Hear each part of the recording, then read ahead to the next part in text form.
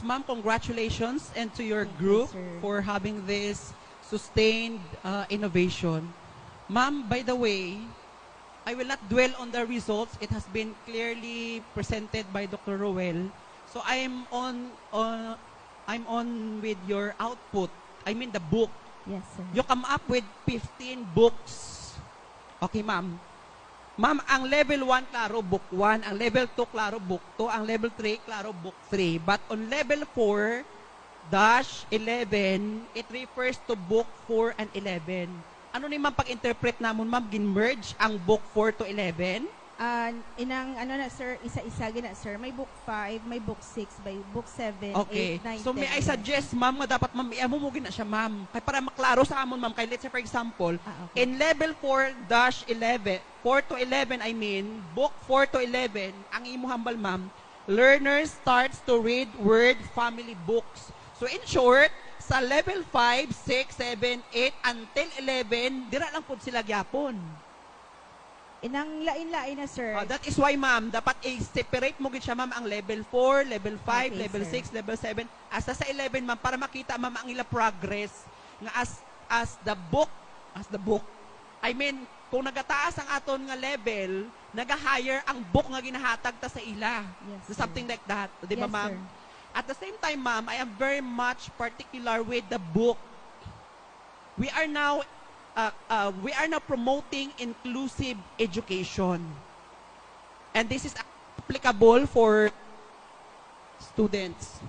Ma'am, my concern is that kung si Pepe kag si Pilar lang atong gibutang diri, ma'am, kag kung may estudyante ta, ma'am, nga mga with special needs or learners with special needs, mamangkot sila, ma'am, where are we?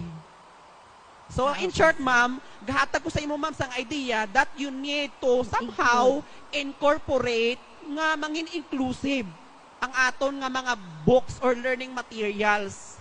Such as, for example, thus your school has gender and development. Yes, May sir. ara, ma'am? Yes, Oh, sir. what is amazing.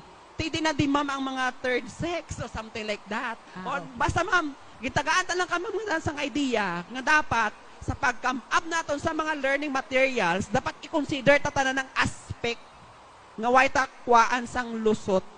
Okay. Another thing, ma'am, gamay na lang. Sa mga illustration, ma'am, na-undergo na siya, ma'am, sa evaluation, ma'am, sang experts, ang mga books. Wala gali ni ma'am nag-undergo. That is why, ma'am, may mga comment ko di, ma'am. May ara ka, ma'am, for example, tab.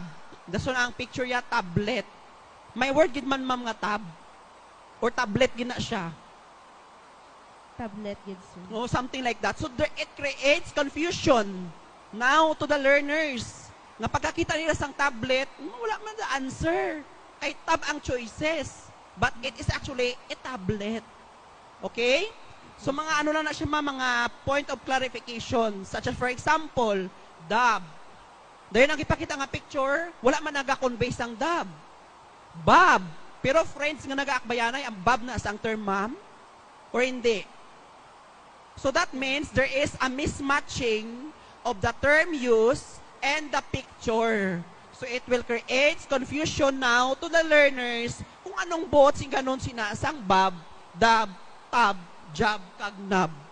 Something like that. So maybe perhaps, ma'am, makita mo na siya, ma'am, because you are now promoting your sustained innovation, which is a product of a learning material book. Nevertheless, ma'am, congratulations. Thank you. Sir.